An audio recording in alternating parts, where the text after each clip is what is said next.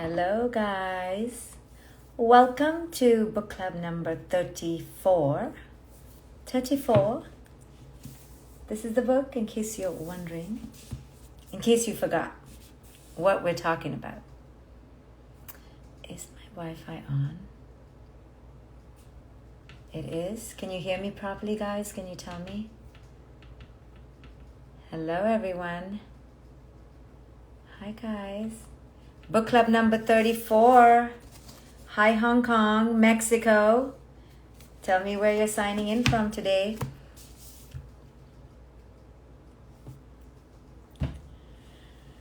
So today I'm signing on late. I typically come earlier in the day, but it's been a wicked day. Hey everyone, who's reading the book? Where are you in the book? Hi, Brooklyn. New York, Wisconsin. I love it. Puerto Rico. Okay, so today I'm going to talk about the process of transformation and why we resist so extremely, so ardently, persistently the process of transformation. Jazzy on the J spot just finished the book. What was your greatest aha? Michelle, you're going to read it again. I love it. Simone Mary Mindonka from Brazil. Hi, Rhode Island. It's a masterpiece and came at the exact moment I needed it. I love that. Limitless life coach Liz. I'm so happy. Is the Wi-Fi choppy, guys? Okay, I'm back. Let me see better. Hey guys, I just changed my Wi-Fi. Was it choppy? You're on page 71. You're on chapter 4. You're doing it the second time. BBG, raise. Can you hear me? Is my Wi-Fi okay? I think I was a little choppy before. And now, is it better now? Okay, good. Better. I don't know why. It's not better? It's better? It's not better? Sorry. I need to know. Is it okay? All right, Sandra Torres. So let's talk about the process of transformation and why we resist it. So the process, people always ask me, okay, and then what? And then what? And then what, right? What will happen after I change? I go, but you haven't changed yet. Yeah, but what will happen after I change? Then what? Because we always want to make sure in our desire for control that we know what's going to happen when we change. Do you see the idiocy of that? Like, how are you going to know what's going to happen when you're a completely different human being? So what people don't understand is that the change is in the process. There is no change and then something happens. There's no process and then change and then something happens. There is no linear progression to this. You are transforming through the process of the pain, through the process of the expansion, through the process of the contraction. Whatever you're going through, whatever phase, the process is the outcome. The process is the healing. There is no, okay, I'll do this process, then what? The reason we can never answer that idiotic question, is because, I just want to call it what it is. So if you catch yourself saying, then what, then what, then what? Catch yourself, because the then what is out of your capacity for awareness. So any attempt to answer it is a little bit of lunacy. Okay, just saying. So it's like saying, now what? Now what? Now what? Oh my goodness. How about what is in the now? What's now? So people don't understand, or we don't understand, that it is going through the tunnel that takes you out of the tunnel. Now, you're like, duh, Dr. Shefali, I knew that. I knew we have to go through the tunnel to get out of it. But understand it as a metaphor. that the thoroughfare, walking the hot coals, walking the pathway from one end of the tunnel to the other is the change. Boom, you've changed. And when you come out, you are a whole new level of consciousness. Because you are in a whole new level of consciousness, asking before you enter the tunnel, then what, is lunacy, because you are going to shed and transform and develop and morph into a completely new expanded consciousness, so that when you come out, you are so different that when you look back at the tunnel is different. You're like, how is this tunnel different? When you look up at the sky, you're like, I swear to you, it didn't look like this when I started my journey. You look at the trees, you're like, I've never seen trees like this. You look at your own hands, your own face, your own being, your own people, and they all look different. So what I'm trying to tell you is that resisting the process because you just want the outcome is completely at cross purposes. The two should not even be said in the same sentence.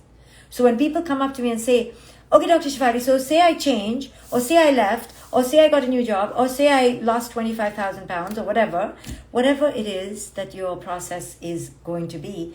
Okay, what if I did that, then what? Right? Understand that is a question of an unconscious asleep mind. I want your mind to be woken up. So I'm telling you, when you begin thinking the now what questions, you need to understand that is your mind playing tricks on you to just F with you. Okay, let's talk about the now what and the then what and the what if and the should how and the how should and it's just your ego taking you out of presence. Because wisdom understands that it is only in the walking of the path that the release of the old can happen. You have to walk the damn path.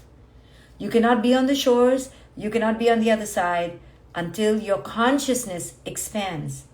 So your consciousness is seeking expansion. And if you bypass that process, there is no other you coming out. And therefore you are wherever you are. You take you wherever you are. So then you didn't really grow. So the reason we resist this is because who we're going to be is unknown. And that is terrifying. That's why, and what I'm about to say will offend people, so close your ears. Close your ears. It's going to offend people, I'm telling you right now. So because we want to know who we're going to be at the end of the tunnel, which is impossible to know because the tunnel changes you into an irrevocably foreign entity, an alien to yourself. Because of that delusion, desire for control, we at the ages of young, naive, 28 and 32, we take vows to marry and till death do us part, till the end of life. They're lovely aspirations. They're lovely visions, fantasies. It's all, though, based on an idea of romance, an idea of the future, an idea of an idea of an idea. Okay? And you lock yourselves into that contract and you're like, you take care of me and I take care of you forever and ever and ever. And anything that is steeped in the then, what, in the then, in the future, is lunacy. You can now take out your fingers from your ears. I won't offend you. And if I do, I will warn you. So sorry to say for those who don't see it this way. Now, I'm not against the institution of marriage at all. I just like to call the institution what it is. A little bit of delusion. Because it is predicated on longevity in the future. And you don't know who you're going to be in the future. So tell your children, please, don't make silly vows that you don't know anything about. Don't promise things that you cannot know about because you're not a psychic, a wizard, a gremlin or a gnome. You're not. You're just very much in the present moment. So let's just stay in the present moment. Yes? Yes. So the reason why we resist is because we are manically obsessed with the narcissistic grandiosity that we should know our future. And living in the present is intolerable to us. Living in the present is intolerable to us. Now, let me say to you people that many people think they're living in the present, but they're not. They're just avoiding living in the present. Or they like to call their reckless abandon living in the present. I'm just living in the present. So I'm going to smoke some weed and I'm going to drink some alcohol and I'm going to, do what I need to do because I'm in the moment. No, that's not in the moment. Okay. Being in the moment is being conscious in the moment, is being present in the moment, is being here and now, is understanding your patterns. Otherwise, you're not in the moment. Your pattern is defining you. The old is defining you. So being in the present requires a presence, a consciousness. So the reason we resist transformation is because you will have to be present. And do you know how painful it is to be present to pain? Do you know how painful it is to be present to pain? It is excruciatingly torturing. We are not wired for it. So we want to numb or we want to distract. But if you want to transform and if you want to evolve, you need to learn how to be present to pain. You need to walk that tunnel, knowing, bloody walk it well now, because some awesome creature is going to come out on the other end. The metamorphosis is going to be stupendous. Walk it. Like when I'm about to enter pain, like I'm seeing the pain coming, I'm like, okay, here I am. This is where I'm going to be for the next 2-3 weeks. Minimum, I give myself, okay, Shefali is gone. Because I have to walk the tunnel. I have to walk the pain. I have to feel the feelings. I have to see. I have to deconstruct. I have to do the work. Because I know if I don't do the work now, it's coming to bite me in my ass in 2 weeks. So do it now while it's fresh. I'm not carrying this on my back. So if you could understand the value of the pain, I know now, having worked with innumerable people, that there is such value to this pain.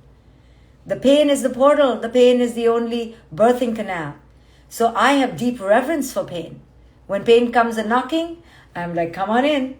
Come on in and take over my entire life. Go ahead, no problem. Let's become fat and let's drink a lot and let's drown in this pain. I'll try to feel it too, You try to feel it, yeah? That was the point of my message, I forgot. Okay, so you let the pain in and you feel it, okay? Don't listen to my past, what I just said. Ignore, delete, edit. So when you have reverence for the pain, when you know pain is going to transform me into some kick-ass, different human being, then you're like, come on, bring it on. When you understand that all pain comes from false attachments to false ideas of what should have been and did not come to fruition, just your false expectations, you're like, okay, pain, I get you, I hear you.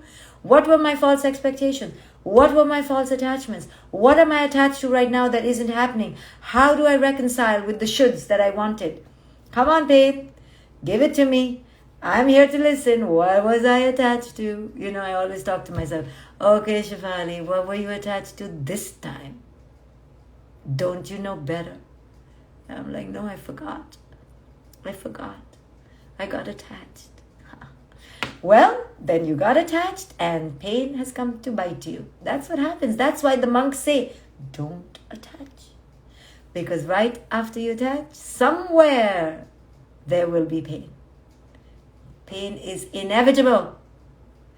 So if you can embrace the pain and let it do its work, listen to me. Don't F around with pain. If you suppress the pain, distract the pain, or think you can outwit the pain, the pain is coming back. It is going to get you. I don't mess with pain. When pain shows up, I'm like, hello, come on in, let's do the work. Let's get this over with. How long is it going to take? Okay, I'm here, I'm ready. I don't resist it. Because the sooner you accept it, And the sooner you dive into the ocean of the pain and you cry your heart out and you get angry and you just get it out, then one day, believe me, it lifts. This is the miraculous thing about it. It's a torturous guest. It's entitled, it stays on your chest, it doesn't leave, it's rude, it takes up space everywhere, it occupies every part of your existence. But the good thing about it, if you treat it well, pain goes away. I'm telling you, it's a miracle. It is a miracle, even though I don't believe in miracles. This is a miracle. It's an irony of the character of pain. I'm telling you, sit with it, be in it, watch it, cry in it, yell, scream, whatever you need to do. I promise you, one day you'll wake up, you'll be like, where did it go? Where did it go? I'm back to myself. This is the science of pain. So simple. Now, why do we resist it? Because pain is painful. It makes you examine yourself and it makes you untether from who you used to be. And even though who you used to be was quite a loser, we are attached to that loser. We're like, we loved that old way. Really? You loved that old way? You were an addict, you were bankrupt, you had a dysfunctional toxic relationship, you were a doormat, you were a pushover, whatever you were. You want to stay that? And you're like, yes, I do. I hate that existence, but I can't let go. This is the problem. This is why we can't let go, because we are attached. We're in love. We're deeply attached to who we are, who we were, even though that person who we were is a bloody mess. So, all problems end at one place. A delusional and narcissistic attachment to your identity. And as long as you're identified with your identity, you will suffer. That's why the monks don't suffer so much, even though they're identified as being monks. And if we stop them from being monks, maybe they would suffer. But they have stopped suffering like the rest of us fools, at least. They are not suffering human relationships. They're like, not doing that. Not attaching to that.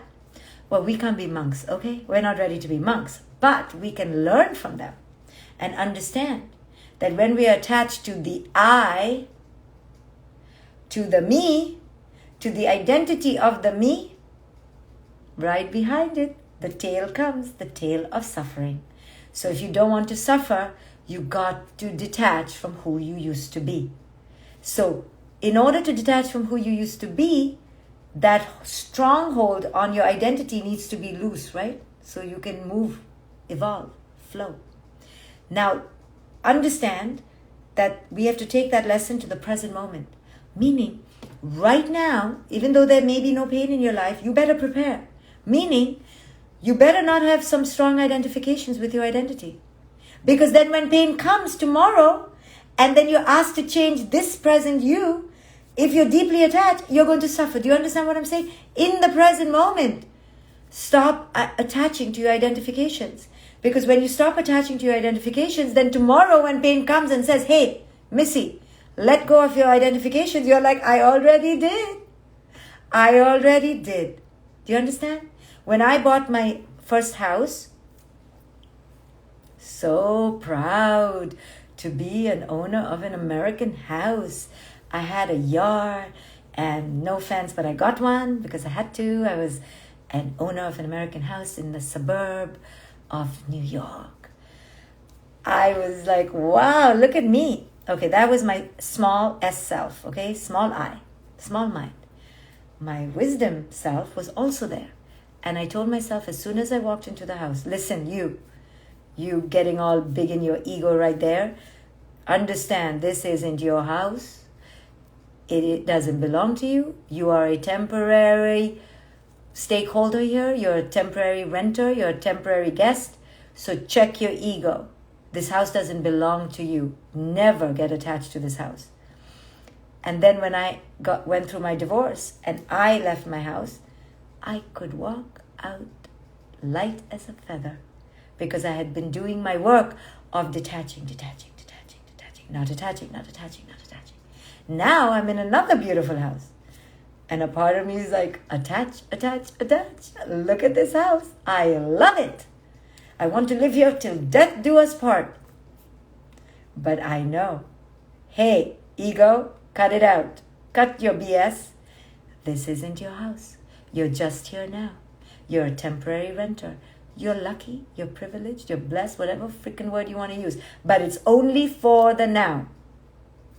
With your children. Don't get attached to your children. What a mess that will turn out to be. Don't do it. Because even if your children like you, you shouldn't attach to them. You understand? Even if they're like, no, mommy, I love you. I want to live with you for the rest of my life. You're like, no. No. This is not what a life is. You're not meant to marry me. You have to go. So in all ways, if we can practice present moment non-attachment, present moment non-attachment, check yourself all the time. I write my book. I'm attached. And the other part of me, my wise self goes, hey, you, ego, this is not your book. It doesn't belong to you anymore. Let it go. Let it go and stop it. Stop it, you. And when the ego wants to go check the ratings and check the reviews, I have my wise self always saying, you fool, you fool. Keep doing it, you're going to suffer. Sometimes my ego doesn't listen what to do. But always have the check-in wisdom to know, check you, put you back in your place. So develop that, cultivate that. When you do, your stronghold on your identity is not that severe. And therefore, when pain comes a-knocking, you're like, what do you want to take away from me? And pain is like, I want to take away your old identities, your old fantasies. You're like, here, take. I barely have any left. Hand is empty. Do you see? That's wisdom. Then when pain comes, you flow. You already weren't attached. At least you were halfway non-attached. A little bit the ego was clawed in, but you're almost at non-attachment. So you're like, hello, what are you going to take away from me? Pain, what are you going to take away from me? I didn't have the fantasy anyway. I didn't have the attachment anyway. So when you understand that you are not your identifications, your identity doesn't come from your identifications. Your identity comes from your presence in the present moment only. And from your big S self. The big S self is interconnected with all the global oneness consciousness. And if you understand that that's who you are and that's all you are and nothing more, now you can transform. So our resistance to transform comes from our inability to detach, non-attach from our identity with our identifications. We love whoever we were, even though we were totally effed up. We love that. We're attached. We're clinging on. And we want the house, we want the possessions, we want the shoes, we want the things. All of it is not who you are. So if you keep clinging to things that are not what you are, and then when you're asked to let go of it, but you believe that that's who you are, you're going to be in trouble. Big trouble. So do you want to live a life of attachment, of identification, or do you want to fly? I don't know about you. I'm going to fly. And these things only bother me and bring me down and bring suffering and comparison and competition and lack and scarcity. That's what these things do. I don't want to live in this consciousness. So in order to not live in this consciousness, you have to then challenge yourself moment by moment by moment by moment to enter non-attachment. Now, non-attachment, please, does not mean you don't get up and clean your plate. Okay, non-attachment doesn't mean you don't tell your kid, hey, no more cookies for you. Non-attachment doesn't mean you don't get out of a dysfunctional relationship. Non-attachment only means you realize that the relationship is not your identity. That being nice to your kid is not what it's all about. Sometimes you have to create boundaries. You're non-attached to things that give you love and worth. You just do what you do then. Gotta leave, you gotta leave. Gotta stay, you'll stay. Gotta say, hey, no more cookies, you'll say no more cookies. You'll do what needs to be done in the present moment. Non-attachment is not non-action. Non-attachment is just non-attachment to the external things that you think can give you an identity and get you love and worth. Non-attachment is not non-action. It is tremendous action. It's action on steroids. So, That is why people resist transformation, because they don't want to let go their identity. So the next time you are in resistance, ask yourself, what do I not want to let go of? And it will be a long list. And you'll be in a lot of trouble. So every day before you sleep, can you please let go? Every day say, this house doesn't belong to me, this body doesn't belong to me, my children don't belong to me, my shoes don't belong to me, my work doesn't belong to me, my title doesn't belong to me. I am essentially unidentified with all identifications. I am empty of identifications. When you understand that, you will have a good night's sleep. Okay, guys. Radical Awakening. See you in the next book club whenever it shows up in the present moment.